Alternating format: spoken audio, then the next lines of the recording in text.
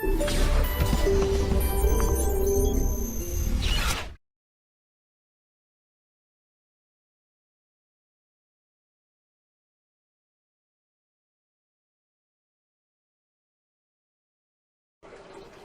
yang berikutnya kita masuk pada hadis yang ke-20.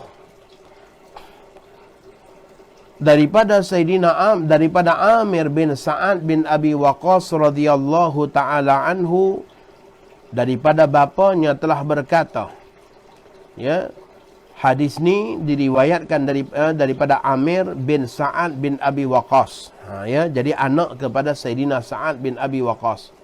Sayyidina Sa'ad bin Abi Waqqas ni merupakan, ya, orang pertama yang menggunakannya panah di dalam sejarah peperangan Islam. Ya, orang pertama yang guna panah dalam Islam. Sa'ad bin Abi Waqqas juga merupakan orang pertama yang membunuh, ya, angkatan musyrikin, ya, di dalam sejarah peperangan Islam. Ya, dan Sa'ad bin Abi Waqqas juga adalah orang yang terawal yang terlibat dalam peperangan sebelum Rasulullah sallallahu alaihi wasallam keluar dalam perang Badar, ya, iaitu berlakunya satu perang yang dinamakan perang Nakhlah. Maka 8 orang sahabat telah terlibat dalam peperangan Nakhlah tersebut. Salah seorang daripada mereka ialah Sayyidina Sa'ad bin Abi Waqqas. Beliaulah orang yang pertama menggunakan panah dalam sejarah peperangan Islam.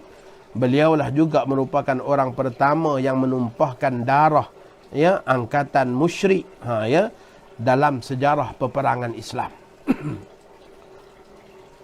Telah berkata, ja'ani Rasulullah sallallahu alaihi wasallam ya'uduni 'ama hajjatil wada'i min waj'in ishtadda bi, faqultu ya Rasulullah qad balagha bi minal waj'i ma tara wa ana dhu malin wa la yarisuni illa ibnatul li afa atasaddaqu bi sulusai mali. Qala Rasulullah sallallahu alaihi wa alihi wa sahbihi wa baraka wa sallam, la. Faqultu fashatru. Qala la.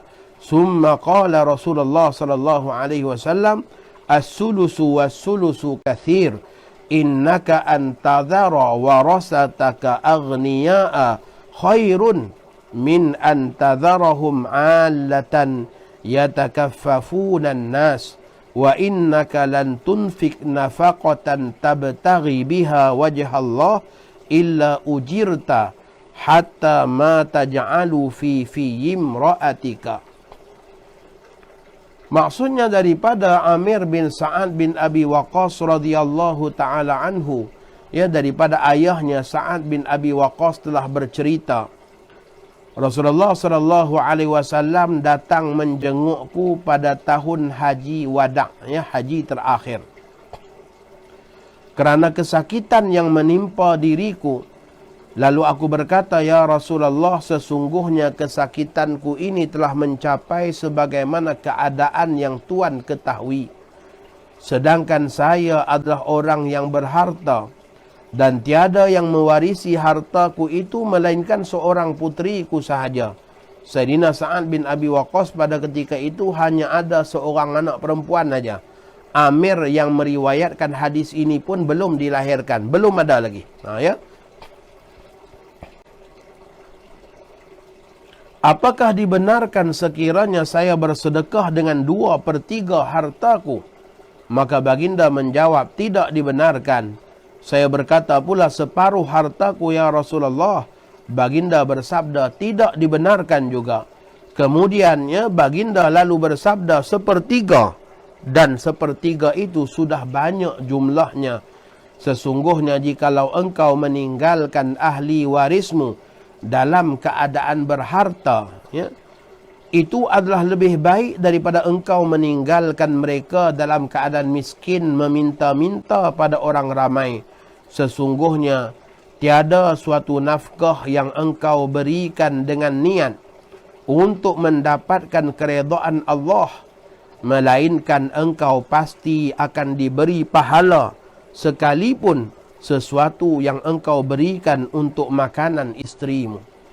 Maka daripada hadis ini kita dapati bahawa galakkan untuk mengutamakan ahli waris dari orang lain, sehinggalah tak boleh dengan orang yang banyak harta dia beranggapan dengan harta yang ditinggalkan kepada anak-anak dan isterinya dia tak boleh apa-apa ganjaran. Sedangkan masya-Allah meninggalkan harta untuk anak isteri itu juga termasuk bahagian daripada ganjaran pahala sedekah.